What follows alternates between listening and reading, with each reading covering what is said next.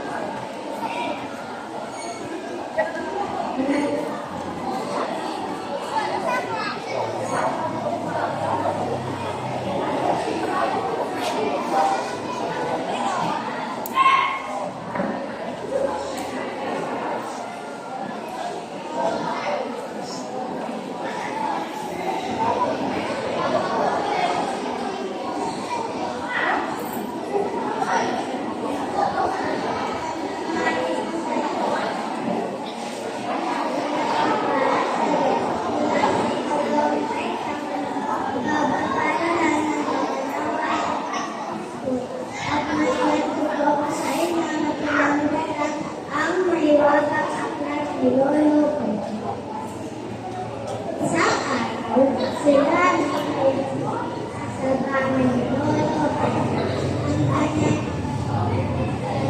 lolo.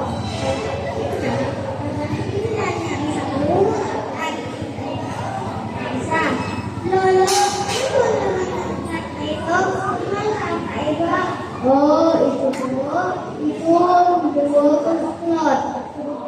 Ito, binoso, lahat ng kwento sa loob ay parang nagiging totoo. Sina? At agad binusan ang aklat sa unang pangina may larawan sa may pantalong kagubatan. Wow! Parang narinig ko ang mga ibon at hangin sa kagubatan. Pagkasabi nito, biglang nakita ng huli ng mga ibon at amoy ng sariwang hangin.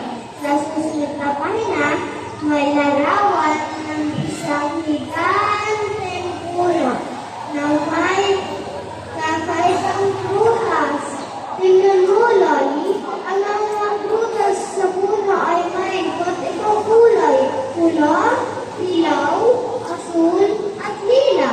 Bawat kulay ay may kakaibang lasa.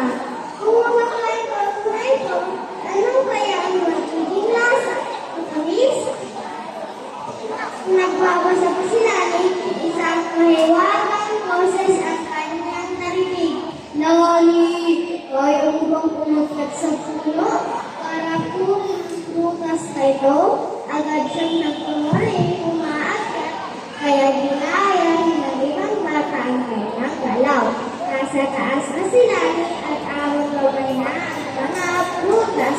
Kapag umatila na ng isang prutas, bumalik na sa tabong ni Lolo Pepe. Nagkagagalit na ito, isang matamis at kulay na lasa ang kanyang natikman.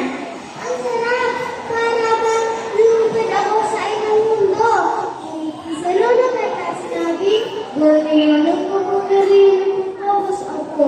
Kahit kung ako pa pala ng isa.